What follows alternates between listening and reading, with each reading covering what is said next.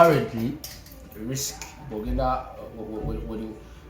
you're visiting the platforms ziri ezindenge kati nga wala boom play nogenda ojjajira abantu mu trending songs ebera mu number 1 number 2 number 3 bojja ku YouTube it was trending back then ile trending number 6 number 5 number 4 number paka ku number 2 atenge ezo statistics sifa abazikola nze zazikoze anti ngamba bali si muntu mbwa atudde wansi ziri machines zikola era ne bola abantu ne bogenda ku ebiriza TikTok it has been one of the most trending songs kati elimu ina emitwalo 10 mitwalo 10 mulu 10 the video challenges right about now TikTok. So did you get to know that your music would be like going this viral? Wali wakabala, wali wakamanya oba because you came from nowhere, wali wachibano gamba ngenda kukola bwenti ne bwenti waneno ngenda kuba mpise. Nze jagamba na chibala nesa chibala nnyo to the extent ngeri kitambula mu speed. Yasaba nti kiri duka ku speed nenga the plans zaaliwo. Tetwachigwa mu bubu. Because kachugogezi no gamba naye njaye nayo yamanya njaye lwaki yo ditidde sijitidde just kugamba ge mazima si yamanyi wabula ya trending but the problem it trended ne ya trending sawa ya trending akasera katono because sawa zinsubi anti ba kachi abali ba mu trending songs cha iwe njaye. Let's look at the songs you've done wakakola 01 by mentioning titles. Enyimba there's something like 7 songs now. That is I Love Me Too. Akatibuli kuge no mentioning ngo tuwa akapela nga kadachika ngemu each song because the ladies love the music. All right. So I Love Me Too ari. You said tell me girl I could tell you my love, yeah. Loving so loving, yeah. Ngambako nkubirako je togere kubyumukwalo je lolo sikola mutegera I'm not a job je baby it's not guilty and it's not a crime whoa ndamuzonda rura mwana go nsabulano wembera I say I'm far yeah, katibang kugama kunti I love you ngamba you love me too, yeah. That is Love Me Too. The other one is Biofanana. Biofanana goes like siku zanye ntubuli kapira football yeah.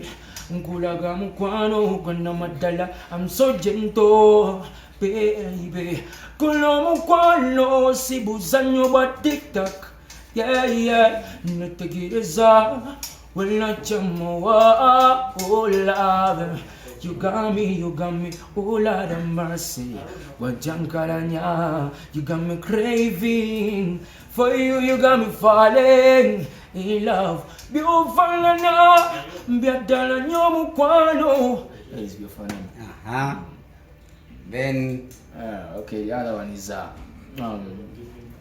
Rotaga is obutalo kuba naye kati waliwo ati kebasinga okwagala otandikidde nnyo ati no waggulu kebasinga okwagala that was I think ndi mulungi ako simple one because like super fire baby nze yegbegwa ntundulira wadere ne kumya nsigala gwendaba cause you are my mirror every day ntudula ndaba mwera gweno nibula bantangate kwanza maririza katinatira ngabi nayo bulungi babe chikana tero bagoba nana tell me what you want I could give you I can make you smile no problem Bulungi. That is it. Zona ni awandika.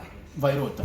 Gwabye wandikira. Yes. Then do you make selection on who is going to do your production? Overa keen ani agenda okukola production room studio or you can go with any random person. Well, is similar keen when agenda producing but wabera omuntu go feeling that is urban beats. Yes, wakati antege that so ba achinta so changu. Then the latest one. The other one is risky, simple cappella that one. Pagamba 1 + 1 make a below. You and I tarango, yeah. Baby baguwa musango. Gusinze wa musango, yeah. Mazima chichichela kukola. Bigizo yela na bita. Emikwano jange jinjurira. Oh no. Wabula sagara kula beno. Lela mina je wanda banze. Mukwano je wanda matala. Katelnyamba tudula jova onvire. Bwe nkutunula kama togano ntasane mikwano jojigambi. Believe in way, cause I can believe in over again. Yeah, man. What is your music? What is your ultimate goal? Ngogam brother. Wallahi, because if you're having 7 songs and all of them zakola Balungi, oyinza okuba kuno ganze music singa nkola kino. Awonze ne wempo wamuko.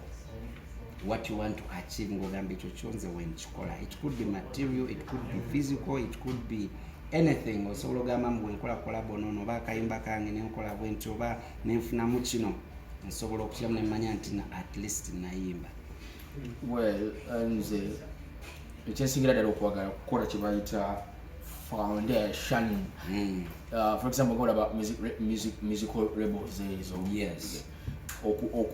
Okukola foundation nga mulimu biggest talents ez'abaana abalala. Ngawo nogamba Diamond kyakola muleta omwana. Yes, something like that. So ngoyina abala, because we look at our artists bunabona all of them tewalina ombayinanga zikampu, they don't have labels ntino manyi tuyina nono Swangs yagezaako, but for Anastasia odowe bonabona tewali yagezezaako. Sometimes it seems because you know what about Farani was Swangs, it's the biggest management. Anti kaboka simuyimbi ntino Swangs muntu muyimbi omuyimbi tewali nomu yali avudeyo n'akikola currently here in Uganda.